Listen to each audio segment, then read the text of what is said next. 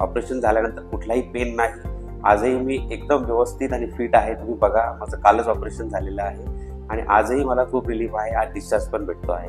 नाकाला जोडलेल्या ज्या हवेच्या पोकळ्या असतात त्याला सायनस म्हणतात. जेव्हा पण ॲलर्जी खूप दुर्लक्षित असते किंवा दीर्घकाळासाठी असते, नाक आणि सायनस मधून सूज निर्माण होऊन काही मोड तयार होतात. मोड किंवा फोम किंवा नेझल पॉलिप्स म्हटलं जातं.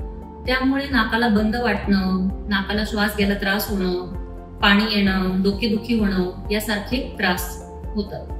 यासाठी आपण दुर्बीणद्वारे शस्त्रक्रिया करत असतो. त्यामुळे नाकाला आपल्याला वरतून काहीही कट किंवा स्टिचेस येत नाही. नमस्कार, माझं नाव Chandrashekhar Ramchandra Kawade. Born and brought up Nashik आहे मी आणि साधारणतः 50 वर्षाचं वय आहे माझं. आता मी हेल्थ सेक्टरमधनं बिलॉंग्स करतो. फोकार्ड, लुपिन, मायलॅन आणि आता रिलायन्समध्ये.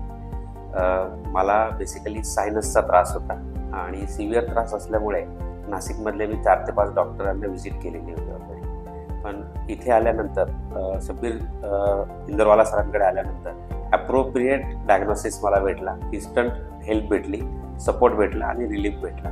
त्यांनी सांगितलेल्या मार्गदर्शनाप्रमाणे मी ऑपरेशनचा निर्णय घेतला आणि निर्णय घेतल्यानंतर ताबडतोब 2 दिवसात ऑपरेशन होऊन मला रिलीफ पण चांगला भेटला.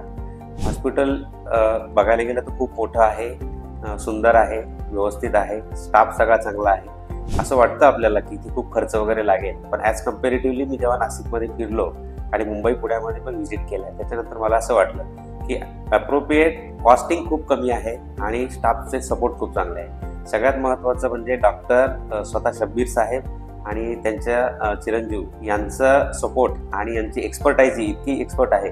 ऑपरेशन करताना जाणवलं पण नाही की मला काही त्रास होतोय की काही त्रास झालेला आहे आणि एक्सपर्ट पद्धतीने रिलीफ भेटलाय मला. ऑपरेशन झाल्यानंतर कुठलाही पेन नाही. आजही मी एकदम व्यवस्थित आणि फिट आहे. तुम्ही बघा, माझं कालच ऑपरेशन झालेलं आहे आणि आजही मला खूप रिलीफ आहे. आज डिस्चार्ज पण भेटतो आहे. खरंच शब्बीर सरांचे खूप धन्यवाद. त्यांनी अशीच सेवा करत राहो, असेच लोकांना पुढे मार्गदर्शन करत राहो आणि त्यांचं नाव वारंवार पुढे जात राहो.